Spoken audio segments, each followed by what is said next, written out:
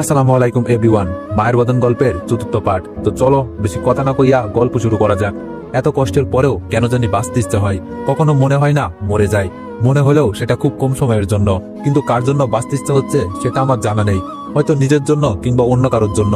অবনীর phone কেটে দেওয়ার পরেও সে বারবার ফোন দিতে থাকে, কিন্তু আমি তার ফোন ধরিনি। কারণ আমি ওই মহিলাটার সাথে দেখা করতে চাই না, যেই মহিলাটা আমার জীবনটাকে কষ্টের আগুনে সিদ্ধ করেছে, আমার কাছের মানুষগুলোকে সব কেড়ে নিয়েছে। আমি বেঁচে থাকতে তার মুখটা দেখতে চাই না, এমনকি মরার পরেও না। এতে যে যা ভাবুক আমার কাছে কিছু যায় আসে না। আমি জীবনে কাউকে ঘৃণা করি না, কিন্তু যদি একবার কাউকে ঘৃণা করি তাহলে তাকে মন থেকেই করি এবং সারা জীবনের জন্যই করি।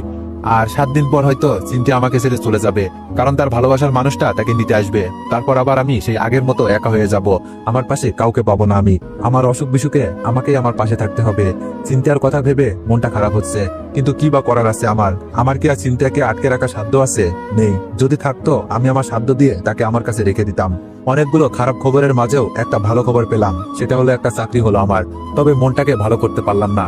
চিন্তায় চলে যাওয়াটাই কি আমার মন খারাপের কারণ? মানুষকে বলার মতো কোনো চাকরি না, 2 বেলা 2 মুঠো খাবার খেয়ে বেঁচে থাকার মতো একটা চাকরি আমার জন্য এটাই অনেক। কারণ আমি কখনো খুব আরামের মধ্যে নিজেকে আবদ্ধ রাখতে পারিনি, তাই কম টাকার মধ্যে যে কোনো পরিবেশে মানিয়ে নেওয়ার মতো অভিজ্ঞতা আমার আছে। না থাকলেও তো মানিয়ে নিতে হবে, এছাড়া কোনো উপায় তো নেই আর। আমার চাকরি জীবনের প্রথম দিনটা খুব ভালো গেল। অনেক অচেনা অজানা মানুষের সাথে পরিচয় হলো। কাউকে ভালো লাগলো, কাউকে লাগলো না। কেউ আমাকে দেখে বিরক্ত হলো, কেউ বা আমার সাথে কথা বলে খুশি হলো। তবে যখন অফিস থেকে বাসায় ফিরবো ঠিক তখনই মনটা খারাপ হয়ে গেল। অথচ আমি ভেবেছিলাম এতদিন পর বুঝি একটু ভালো লাগার মতো কোনো কিছু খুঁজে পেয়েছি। আজ আমার সমস্ত দুঃখ ভুলে যাওয়ার দিন, কারণ আজ আমার বোনের সাথে দেখা হয়েছে। আমার বোনের সাথে একটা ছেলেকে দেখলাম। তাহলে কি এই ছেলের সাথে ওর বিয়ে হয়েছে?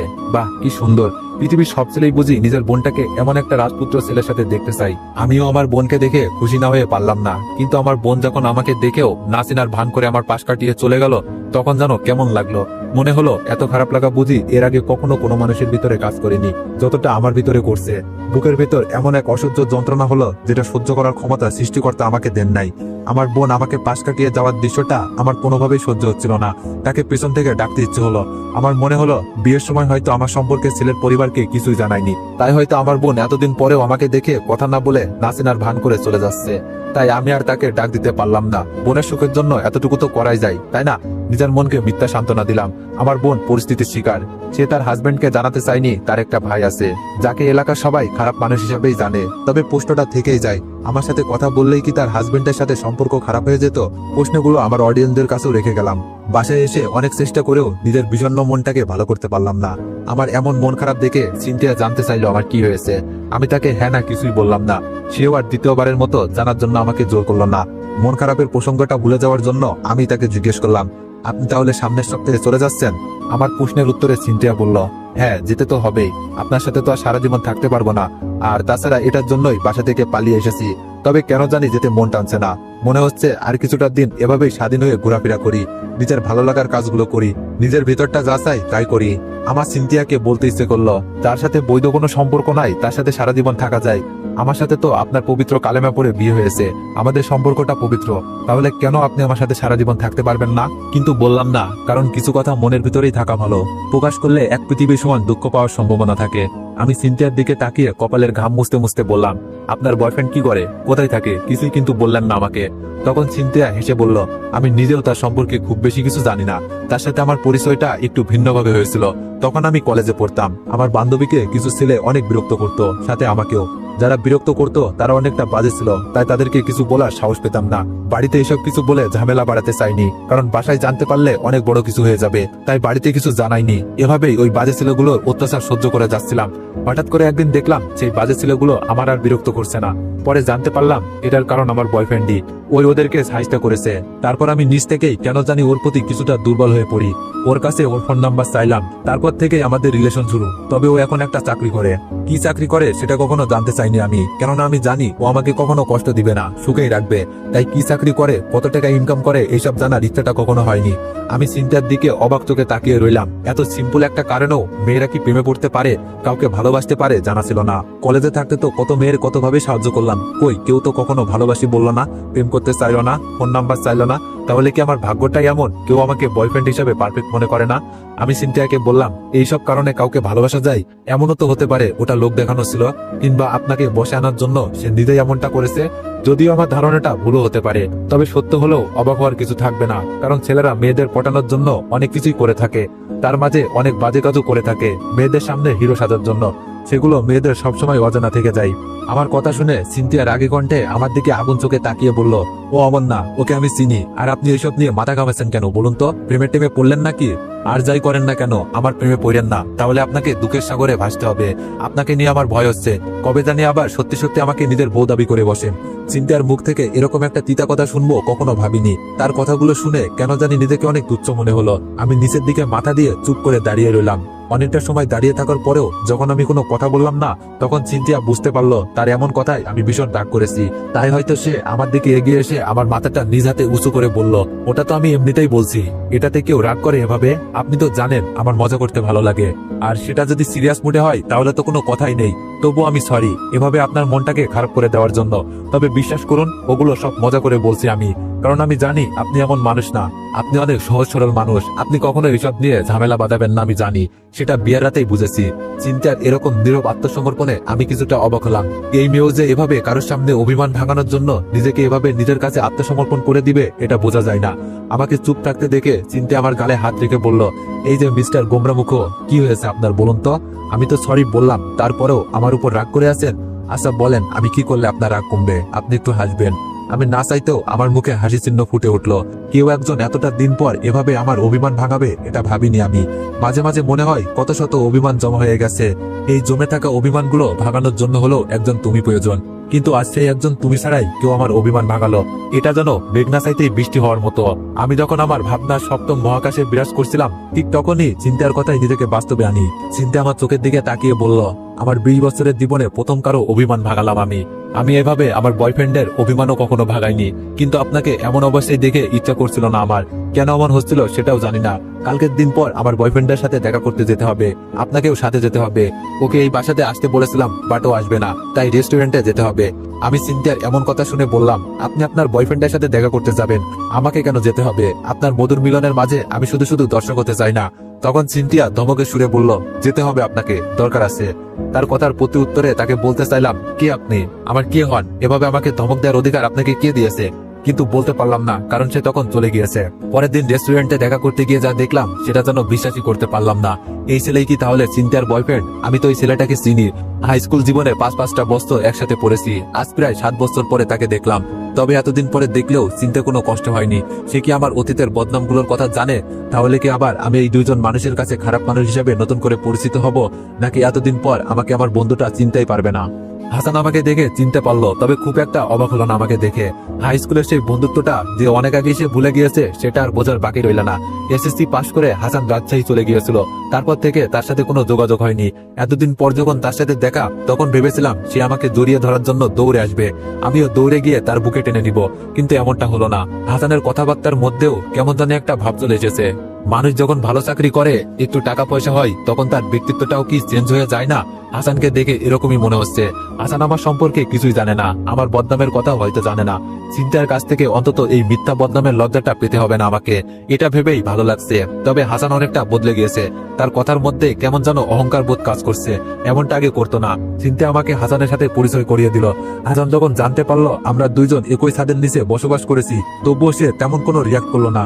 অথচ আমি ভেবেছিলাম সে নেগেটিভ কিছু ভাববে, চিন্তার সাথে তার ঝগড়া হবে, চিন্তাকে সে সন্দেহ করবে, চিন্তাও রাগ করে তার সাথে ব্রেকআপ করবে। এমন ভাবাটা যে কত বোকামি, সেটা বুঝতে পারলাম আমি। চিন্তা আমাদের দুজনকে পরিচয় করিয়ে দেওয়ার এক সময় আমি নিজে থেকেই বললাম, আমি আপনার বয়ফ্রেন্ডকে অনেক আগে থেকেই চিনি। যদিও অনেকটা বছর আমাদের দুজনের কোনো কথা হয়নি, যোগাযোগ হয়নি, তবে আমরা 5টা বছর একসাথে পড়েছি। আমার কথার সাথে হাসান সম্মতি দিল। চিন্তা আমাদের এতদিন পর দেখা হওয়াতে অনেকটা খুশি হলো, কারণ হয়তো ওই একটাই, আমার সাথে যোগাযোগটা থেকেই যাবে। কিন্তু আমি তো তার সাথে কোনোদিন যোগাযোগ রাখবো না। যেদিন চিন্তা হাসানের কাছে চলে যাবে, সেই দিনই আমি চিন্তার সাথে সবকিছু ছিন্ন করে চলে যাব অন্য কোনো এক দুনিয়ায়, যেখানে চিন্তা নামে কোনো মানুষ থাকবে না। কারণ ইদানিং কেন যেন মনে হচ্ছে চিন্তাকে ছাড়া আমার থাকা খুব কষ্ট হবে। এটাকে কি বলা যায় জানি না। যদি ভালোবাসা বলা যায় তবে ভালোবাসাই, না হলে অন্য কিছু। চিন্তা আরো কি আমাকে ছেড়ে থাকতে কষ্ট হবে, আমাকে মিস করবে অনেক, তাকে হাসানের সাথে দিব্যি কাটিয়ে দিবে নিজের সুখের দিনগুলো? এমনটা হলেও অবাক হব না, কারণ চিন্তা আমাকে কখনোই ভালোবাসেনি, শুধু একজন বন্ধু ভেবেছে, এর বেশি কিছুই না। অনেকক্ষণ কথা বলার পর বুঝতে পারলাম আমার এখন চলে যাওয়া উচিত। ওরা দুজন অনেকদিন পর দেখা করলো, একান্তে কিছু কথা বলার থাকতে পারে ওদের। যেহেতু ওরা দুইজন প্রেমিক প্রেমিকা, তাই গোপনীয় অনেক কিছুই থাকতে পারে তাদের মাঝে। তাই আমি তাদেরকে একা রেখে চলে এলাম। হাসান কিংবা সিনথিয়া আমার চলে আসাটা আটকালো না, কারণ তারাও একটু ব্যক্তিগত গোপনীয়তা চাচ্ছিল। আমি রেস্টুরেন্ট থেকে বের হওয়ার কিছুক্ষণ পরেই মিলি আমাকে ফোন দেয়। সেদিনের পর মিলি আর আমাকে ফোন দেয়নি, হয়তো অভিমান করেছিল। আমি তার সাথে কথা না বলে কেন ফোনটা রেখে দিয়েছিলাম। আমিও অভিমান ভাগানোর প্রয়োজন করিনি, তাই ফোনও দেইনি। এমনিতে ব্রেকআপের পর মিলিকে কখনো ইচ্ছা করে ফোন দেইনি, দিতে ইচ্ছা করিনি। এই ইচ্ছে না করার কারণটাও আমি খুঁজে পাই না। হতে পারে এটার কারণ চিন্তা কিংবা অবনী। ফোন রিসিভ করার সাথে সাথেই মিলি বলল, তুমি কোথায় এখন? তোমার সাথে দেখা করতে চাই, ইমার্জেন্সি।